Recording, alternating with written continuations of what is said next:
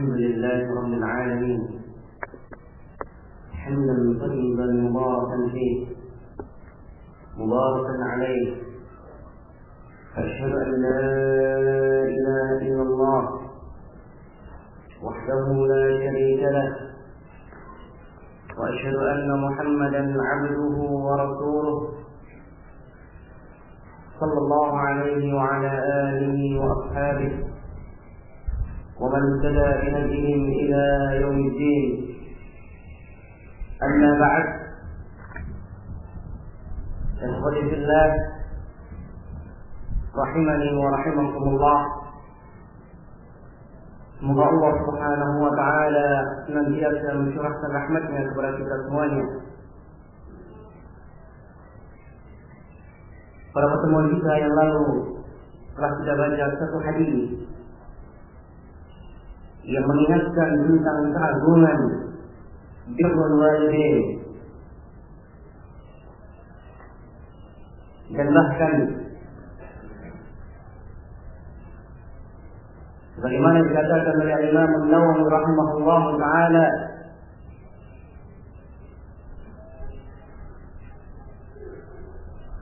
tentang wajibnya meminta izin kepada kedua orang tua ketika akan berangkat berjihad di jalan Allah Subhanahu wa taala.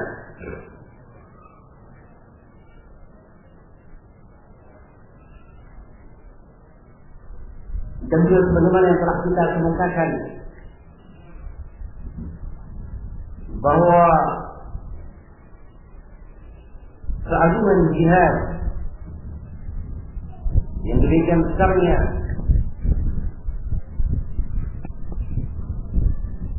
itu bisa menjadi sirna pahalanya, sirna keutamaannya ketika seorang tetap berangkat dalam keadaan menyia-nyiakan orang tuanya dengan tanpa minta izin, tanpa meminta izin.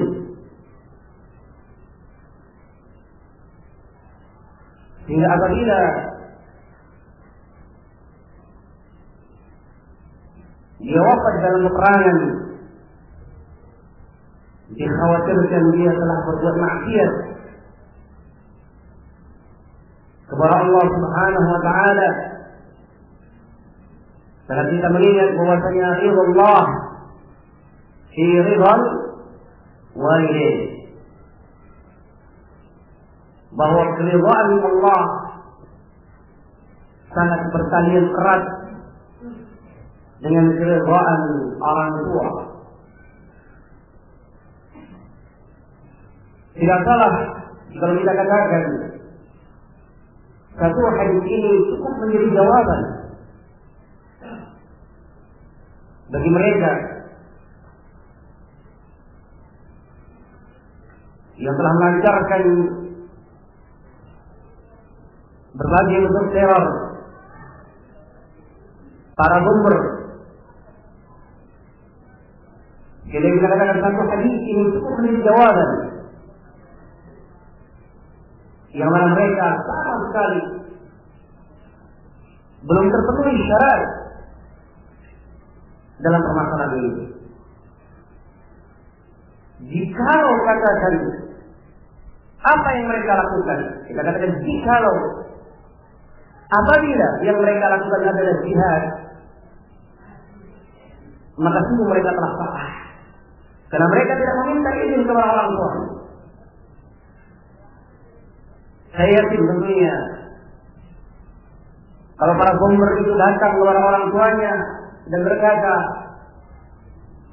ibuku izinkan, aku akan memasang bom dalam tubuhku, aku ledakan tempat, katakan hotel ini dan hotel itu semuanya, atau tempat keramaian, maka kita yakin tidak akan ada satu orang pun di kalangan para orang tua yang setuju kepada apa yang mereka lakukan. Belum lagi kalau kita meninjau keterkaitan hukum-hukum yang lainnya yang berkaitan tentang al-jihad. Bahkan coba perhatikan dalam hadis yang telah kita baca, seorang sahabat yang ingin berjihad bersama Rasulullah, bersama para sahabat yang jihadnya jelas-jelas di jalan Allah, yang menjanjikan as-syahadah. Tetapi ketika Rasulullah SAW menanyakan tentang keadaan orang tuanya, maka Rasul menyuruh orang yang pulang dan mengingatkan kepulangan dia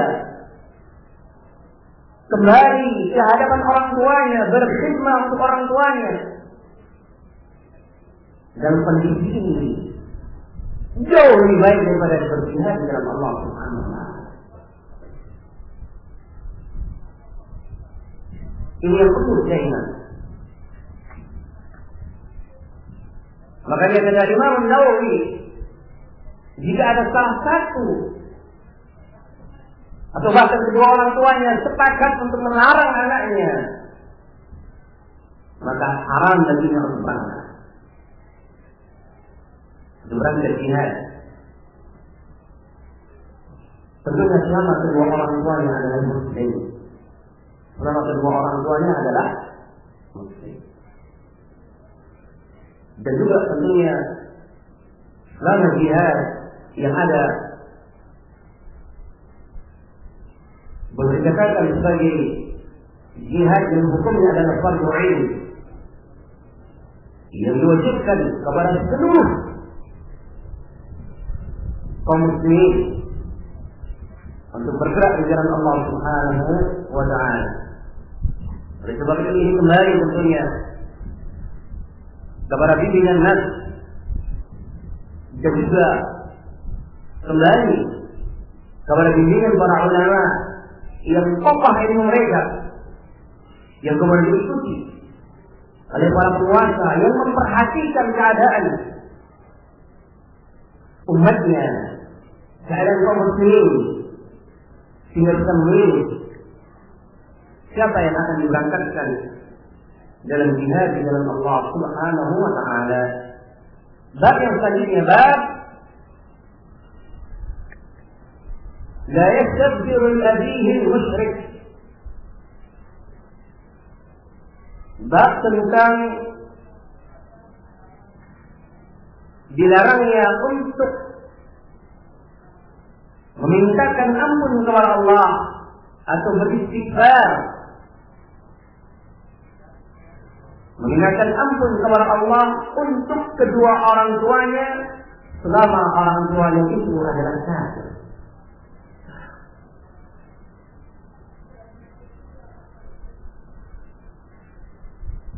Sebagaimana yang antum ingat, di antara sekian interaksi yang diperbolehkan dalam hubungan kita antara kaum muslimin atau antara kita dengan orang-orang kufar adalah berdoakan semoga Allah Subhanahu wa Ta'ala memberikan hidayah kepada kita. Ini yang diperbolehkan. Yaitu kita mendoakan semoga Allah memberikan petunjuk kepada mereka, masuk ke agama Allah, terbuka hatinya. Ini yang boleh. Adapun perkara yang lainnya, perkara tentunya yang berkaitan tentang doa dilarang untuk diarahkan kepada mereka.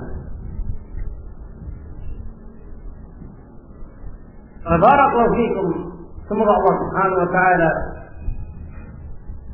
mencurahkan barakahnya kepada kita.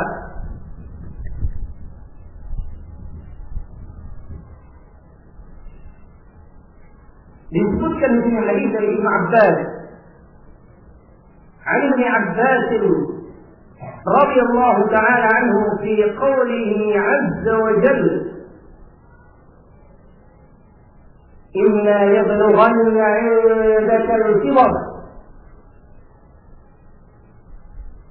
أحدهما أو كلاهما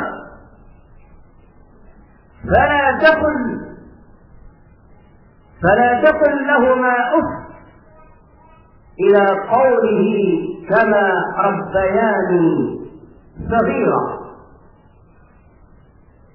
فنسختها الآية التي في براءة ما كان للنبي والذين آمنوا أن يستغفروا للمشركين ولو كانوا أولي قربى من بعد ما تبين لهم أنهم أصحاب الجحيم. Diriwayatkan dari Ibnu Abbas tentang firman Allah,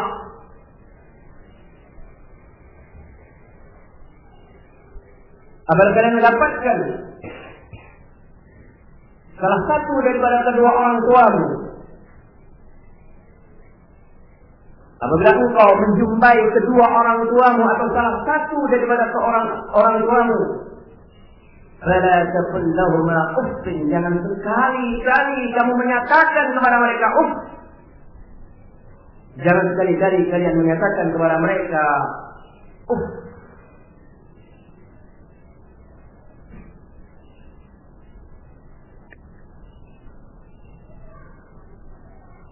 Ila qawlihi kama rabbayani shaghira,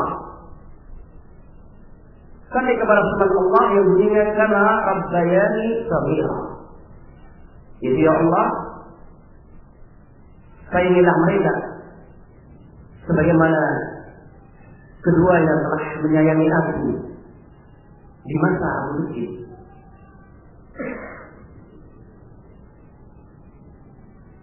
Ayat ini sifatnya umum tentang diperbolehkannya mendoakan kebaikan untuk kedua orang tua, baik dalam keadaan hidup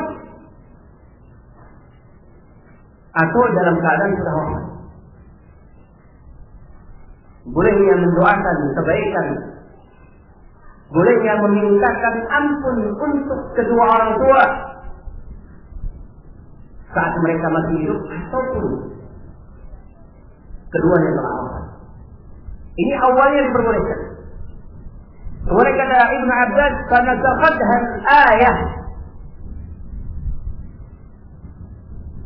hukum ini dinasakh, dihapuskan, yaitu tentang diperbolehkannya memintakan ampun kepada orang-orang atau kepada orang tua yang mati, yang wafat dalam keadaan kafir. Itu dihapuskan, dinasakh dengan salah satu ayat dalam surah Al-Bara'ah yang bunyinya ma kana lin-nabi, dilarang, tidak sepantasnya bagi seorang nabi dan juga bagi orang-orang yang beriman untuk memintakan ampun lil musyrikin, kepada orang-orang musyrik, walau kanu uli qurba, walaupun mereka adalah kerabat dia. Lama min ba'di ma tabayyana lahum, lama telah jelas bagi mereka bahwa mereka adalah ashabul jahim, mereka adalah penghuni neraka jahim. Hadirin rahimani wa rahimakumullah, dalam ayat ada beberapa faedah. Yang pertama, di sini diingatkan kepada kita, siapapun orang tua kita dan dia dalam keadaan kafir, seperti tentunya sebagai seorang muslim, haram untuk kita berkata dengan perkataan atau berucap dengan ucapan yang menyakitkan hati mereka. Walaupun dengan menyatakan kata-kata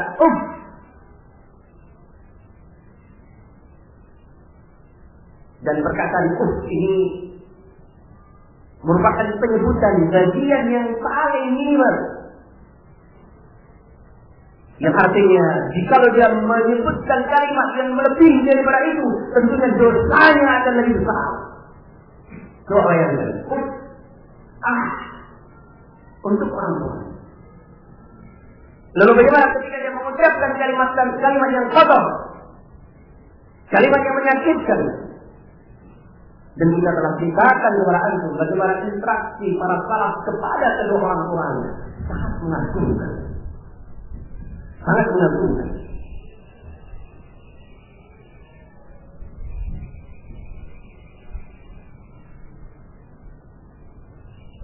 Dia kata Ibnu Katsir rahimahullah taala, la tusmi'huma qawlan sayyi'a.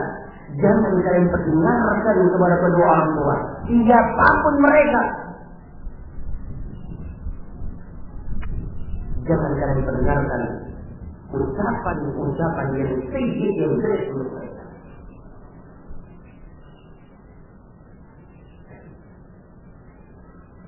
Apalagi wala tanharhuma. Jangan sampai barakallahu fikum kita menggertak mereka. Memasang muka dengan muka yang masam di hadapan orang tua, dikatakan para ulama termasuk bagian daripada durhaka kepada orang tua. Apalagi menyakiti orang tua dengan menggertak. Ingat, orang tua kita merupakan bagian daripada jalan yang akan mendekatkan kita kepada surga. Orang tua kita adalah jalan bagi kita. Kita sudah tahu Rasulullah mensifati untuk kita menempuh perjalanan ini dengan menyatakan fadihina fajahid, untuk kita berjihad. Kita tahu kalimat jihad, mengerahkan segala apa yang dia miliki untuk kebaikan orang tua.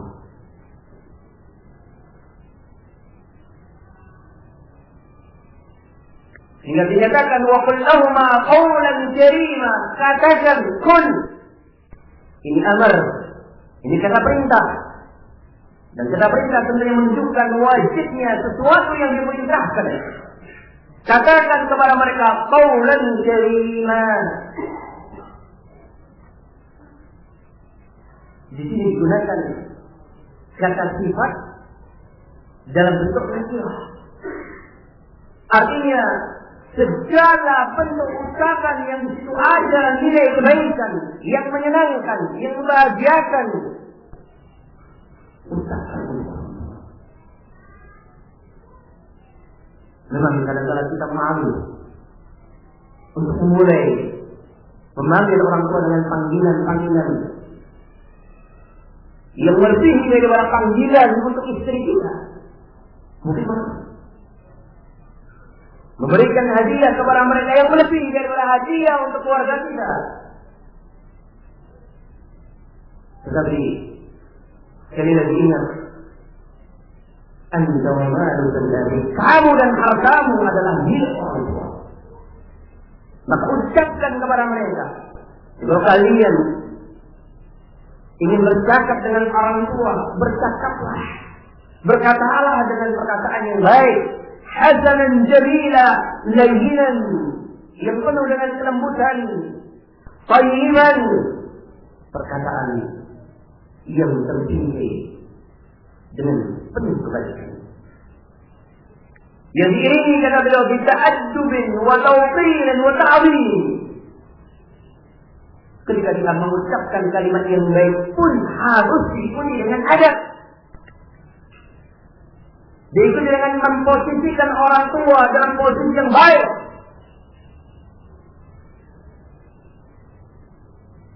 Walaupun yang diucapkan adalah ucapan yang baik, tetapi kalau caranya atau tidak diikuti dengan cara yang baik, dengan adab yang baik, tentunya hal ini juga tidak akan membawa kepada kemanfaatan. Bahkan dikatakan oleh murid Ibnu Abbas radhiyallahu taala anhu,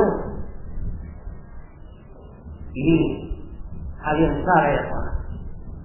Ketika kita mendapatkan orang tua kita, siapapun Anda, sampai dalam keadaan seperti ini, menagungkan apa yang dilakukan oleh Allah.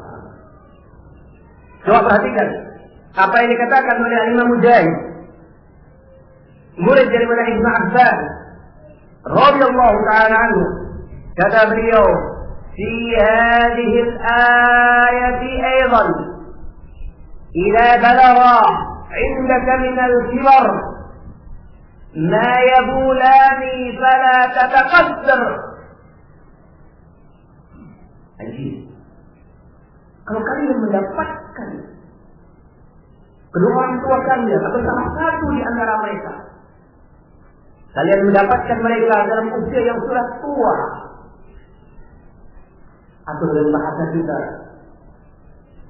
mungkin kita sekarang mendapatkan orang tua kita dalam keadaan, mohon maaf, jompo, ingatannya mungkin sudah mulai berkurang. Jika kala muncul darinya ucapan yang keluar daripada kontrol, perbuatan yang aneh. Bahkan kata Imam Mujahid, apabila kedua orang tua itu kita dapati, dia sudah kencing sembarangan, salah kata-kata, jangan kalian merasa sirik dengan orang tua. Wala taqul lahuma uff hina tumitu anhuma al-qala wal bawl. Jangan sekali-kali kata beliau sambil menutup hidung kita, mulut kita, kemudian juga dengan kata-kata sembari kita memungut dan membersihkan kotoran daripada kedua orang tua. Baik itu air besar saat orang tua kita membuang air besar, atau saat kedua orang tua kita membuang air.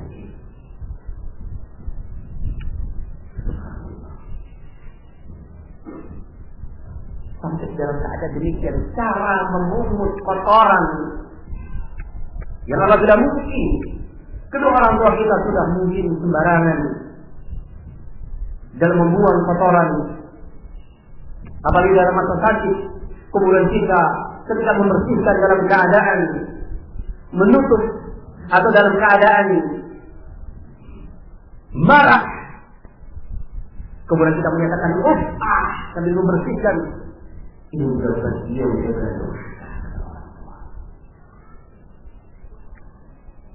kenapa? Karena kana yuqanihi anka sabira. Tidak ingatkah bahwa dulu orang tuamu, ayahmu, ibumu tidak pernah membersihkan dengan bahasa kita, tidak pernah ibu kita itu mencegoi kita. Itu dalam hidupnya. Kemudian dari mana? Ini yang mendominasi. Antum jangan lupa hukum. Pernah kok saya mencegoi anak dan marah. Jangan seperti itu. Pernah saya mencegoi itu sambil menutup hidungnya. Nah, itu tentunya suatu kejadian yang sifatnya apa? Mungkin serusak. Tetapi yang mendominasi bukan seperti itu. Kalau yang mendominasi seperti itu, berarti orang tua yang kadang-kadang belum siap untuk berumah tangga dan tidak tahu bagaimana tanggung jawab. Maka demikian pula saat kita mendapatkan kedua orang tua kita dalam keadaan sudah seperti itu, wujudkan yang terbaik untuk mereka.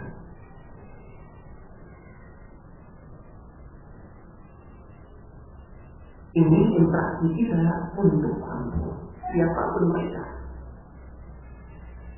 Sampai pada tingkatan di awalnya diperbolehkan untuk memintakan ampunan kepada orang tua yang mati dalam keadaan apa?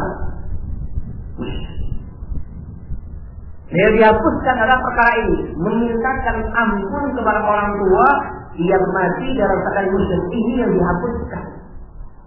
Artinya hukumnya dilarang memintakan ampun kepada orang yang musyrik.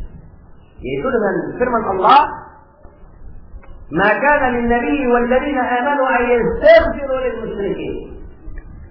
Tidak boleh. Siapa pun, baik untuk nabinya atau orang-orang yang beriman, untuk memintakan ampun kepada orang-orang yang musyrik atau untuk orang-orang yang musyrik. Siapapun mereka, walaupun mereka kerabatnya, orang tuanya, anaknya, selama telah jelas seperti mereka bahwa mereka adalah ashabul jahim.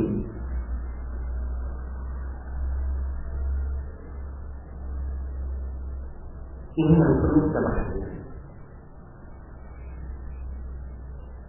Ada satu sisi yang penting bagi kita dari ayat ini, jadi berkaitan tentang akidah. Dan Allah menyatakan min ba'di ma tabayyana lahum annahum ashabul jahim. Ketika telah jelas bahwa mereka adalah ashabul jahim, yaitu wajibnya mengkafirkan orang yang memang itu adalah kafir.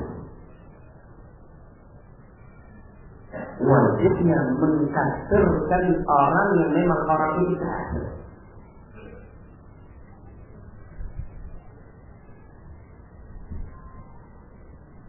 Fenomena yang pernah terjadi di tengah-tengah kita, masyarakat kita, yaitu akibat terpengaruhnya loyalitas ataupun al-wala yang seharusnya al-wala yang diarahkan kepada kaum muslimin, tetapi kadang-kala karena emosi kejiwaan yang dipengaruhi dengan tontonan, dengan menjadi tuntunan,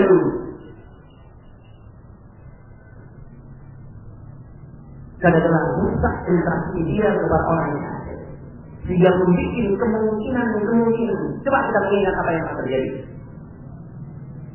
Itu deh, dan itu pelajaran bagi kita. Tidak boleh seperti itu. Contohnya, kita bukan ingin menyebutkan yang kekaguman kita, tidak, tapi kesalahan kita. Ketika wafatnya atau ketika matinya, jadi biasa, ini sebelum itu yang lain.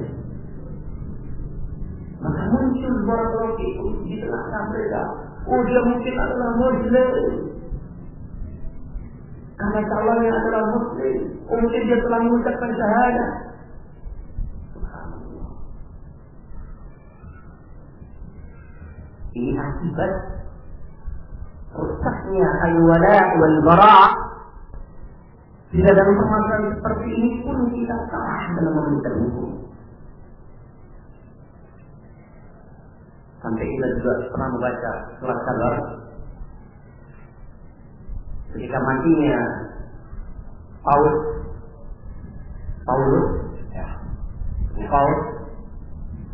tulis di koran itu almarhum Paulus. Apa artinya almarhum? Dia dirahmati. Jelas sebagai seorang syaitan yang rajim, kita katakan sebagai apa? Al-Mahfuz. Dan itu akan penting mendengarkan kalimat Al-Mahfuz yang kadang-kala memang satu sisi mereka tidak memahami apa arti Al-Mahfuz. Yang istilah Al-Mahfuz itu pun juga termasuk istilah yang masih dipertimbangkan. Karena itu ada al-marhum, seakan-akan kepastian bahwasanya seorang yang mati itu pasti jahat.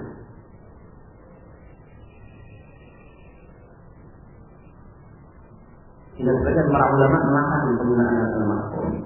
Apa yang digunakan? Doa. Itu fulan rahimahullah. Fulan rahimahullah. Dan juga tidak boleh Paulus bahwa rahimahullah tak boleh. Ini tentunya keseruan yang fatal di tengah-tengah kaum muslimin. Interaksi itu pentingnya.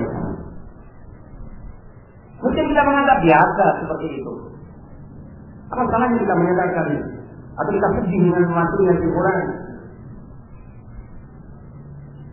Kesedihan itu adalah muncul daripada kesedihan yang membawa kepada suatu bentuk realitas. Dan itu merupakan bagian yang seharusnya tidak ada dalam diri orang. Yaitu ketika berkaitan dengan orang-orang yang memang mereka adalah kafir.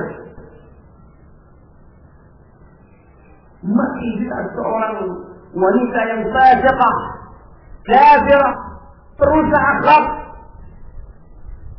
karena dia sedang dalam kesejian di mana. Iya. Kita ini sekali lagi dalam lasah dalam meletakkan al-wala wal bara' yang ini akan membawa kepada akibat yang fatal. Ini lemahnya kaum muslimin. Sekali lagi membawa kepada akibat yang fatal, yaitu lemahnya kaum muslimin.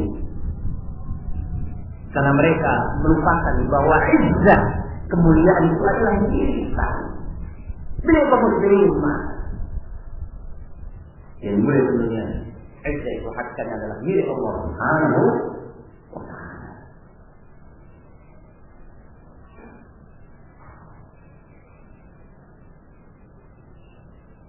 Sehingga para ulama di sini juga berfatwa tidak boleh menghadiri ritual penguburan dari orang-orang yang kafir, yang ada dari perbuatan ini mendatangi orang yang kafir dalam keadaan sakarat atau dalam keadaan menjelang kematiannya atau dalam keadaan dia sakit yang mungkin ini adalah tanda ajal yang akan tiba, tidak datang kepadanya dan mengajak untuk beriman kepada Allah. Sebagaimana dilakukan Rasulullah Shallallahu Alaihi Wasallam kepada pamannya. Siapa? Abu Talib. Dia datang kepada Abu Talib dengan menyatakan, Ya Ammi, qul la ilaha illallah. Wahai pamanku, ucapkan la ilaha illallah.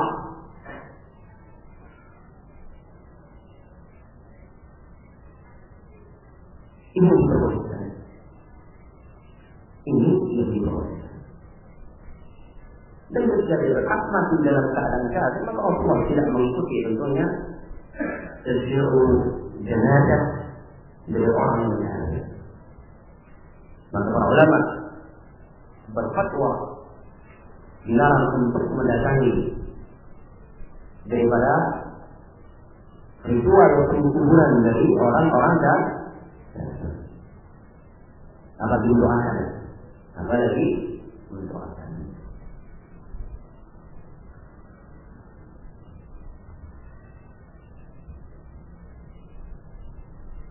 Yang selanjutnya, bab yang kita baca tadi yaitu tentang dilarangnya memintakan ampun, yaitu memintakan ampunan kepada Allah untuk orang tua dan yang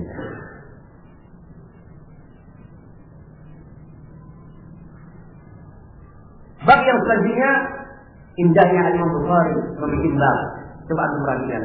Setelah menyatakan dilarang untuk memintakan ampun untuk orang tua yang kafir, diikuti dengan bab yang selanjutnya untuk mengingatkan lagi supaya ingat, siapapun orang tua kita, walaupun dia dalam keadaan musyrik kafir, tetap wajib untuk berbaik. Sehingga dinukilkan bab yang baru, bab birrul walid al-musyrik, bab wajibnya untuk berbuat baik kepada orang tua yang musyrik. Diikutkan kembali kenapa? Agar kembali tertanam dan menjadi sebuah tabiat kita untuk selalu berbuat kepada orang tua. Dinukilkan an Sa'd bin Abi Waqqas qala نزلت فيها 4 آيات من كتاب الله تعالى. كانت أمي حلفت ألا تأكل ولا تشرب حتى أفارق محمدا صلى الله عليه وسلم، فأنزل الله عز وجل: وإن جاهداك على أن تشرك بي ما ليس لك به علم فلا تطعهما وصاحبهما في الدنيا معروفا. Kata Sa'd bin Waqqas, ada 4 ayat yang turun, kesemuanya berkaitan dengan sebuah kejadian yang terjadi pada diriku. Ayat yang pertama itu berkaitan tentang kanat ummi halafat. Pernah ibuku bersumpah tidak akan makan dan tidak akan minum sampai aku meninggalkan agama yang dibawa oleh Rasulullah Sallallahu Alaihi Wasallam.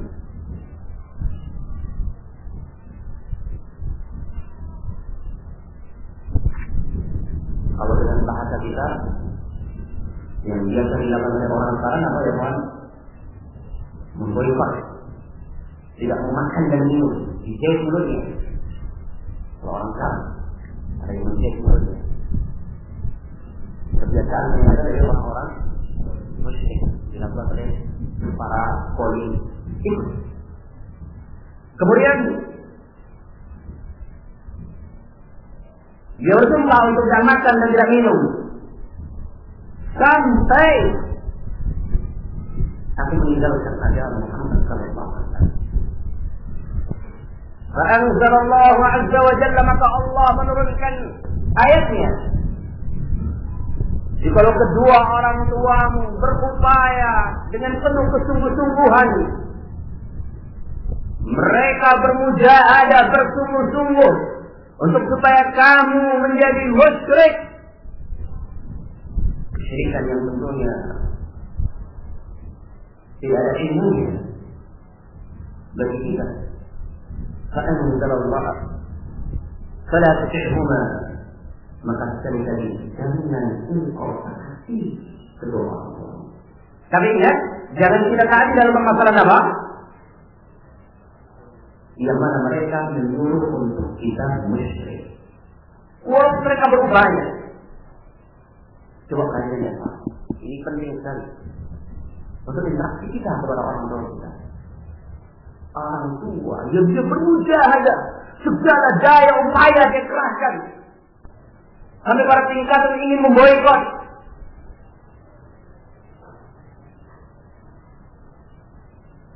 Yang mana kita dilarang untuk mengikuti, itu pun ingat, itu pun dikatakan oleh Allah Subhanahu wa taala, firmankan wa sahibuhuma fid dunya ma'rufa. Tapi ingat, pergauli mereka di dunia ini dengan pergaulan yang lain. Wa sahibuhuma fid dunya ma'rufa. Pelajaran yang penting yang insyaallah akan kita sampaikan, yang di antaranya karena telah kita menginginkan kebaikan dari para orang tua. Yang kadang-kadang juga orang tua kita dapatkan dengan orang tua tidak suka. Dengan apa yang kita lakukan, itu benar-benar membawa kita sudah menghibah orang tua. Berkurang kasih sayang kita kepada mereka. Ya subhanallah, kalau seandainya dia memperhatikan ayat ini, yang wajibnya berbaik untuk orang tua dan keadaan orang tua itu mengeluarkan dana upaya supaya kita cukup, itu pun kita tetap wajib berbaik kepadanya. Dan harus diingat bahwa kita tetap kalau dalam perkara mungkar kita jangan kita tidak tahan, dan dalam perkara yang lainnya kita dapat interaksi dalam bentuk yang terbaik. Amin. Berada.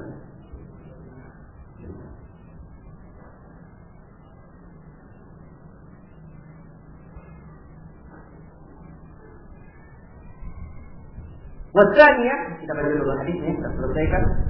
Perkara kedua atau ayat yang kedua yang telah turun tentang aku, yaitu tentang kejadian yang terjadi pada diri Sa'd bin Abi Waqqas.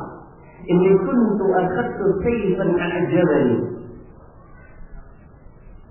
Suatu saat aku pernah mendapatkan sebuah pedang yang sangat mengagumkan aku, yaitu pedang ghanimah. Pedang apa? Ghanimah. Coba kalian dimaksudkan nanti sampai ada tar bagaimana seorang lelaki itu harus menampakkan kejantanannya bahwa dia adalah lelaki dalam semua bentuk perbuatan. Itu ar-rujulah, ini nanti dibahas oleh para ulama. Jangan disebutkan dari sini. Yaitu aku tersambung dengan sebuah pedang. Ini lagi tersambung dengan apa? Pedang. Antum tersambung dengan apa? Boneka apa? Apalagi antum, masya Allah, jambul punya jubah, ketika lihat dia lihat, kan bagaimana? Ini jubahnya di mana? Lelaki juga apa? Jadi, ini hebat. Nampak lelakinya. Tersambung dengan apa? Dengan pedang. Fakultu, maka aku berkata, ya Rasulullah, habli hada. Ya Rasulullah, hibahkanlah pedang itu untukku. Hibahkanlah pedang itu apa? Untukku. Pada jarak, maka sungguhlah firman Allah, yas'alunaka 'anil anfal. Yas'alunaka 'anil anfal. Mereka bertanya kepadamu tentang hukum daripada anfal, yaitu harta ghanimah.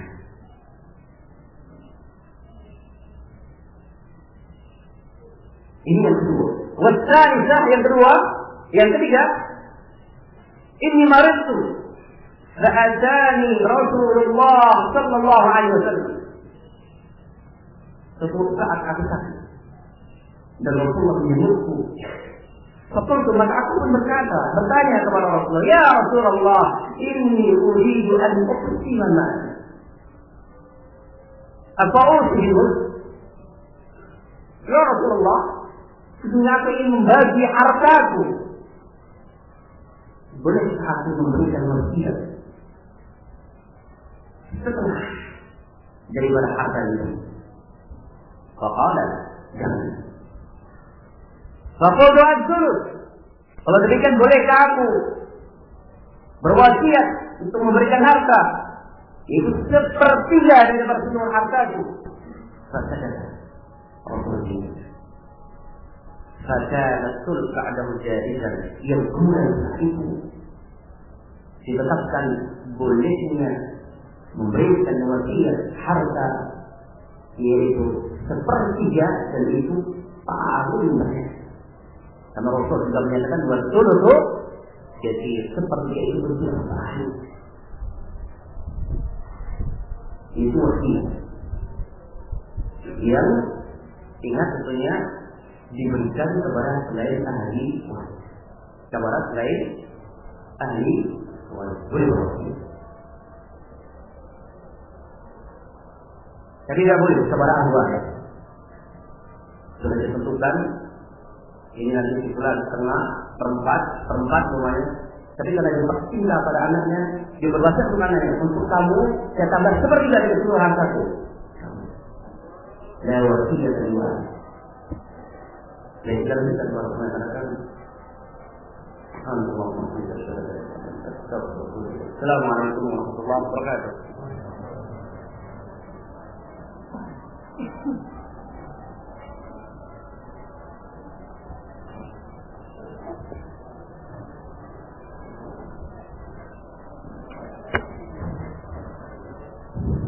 Bismillahirrahmanirrahim. Assalamualaikum warahmatullahi wabarakatuh. Akan dengan menjawab katakan insya Allah akan kita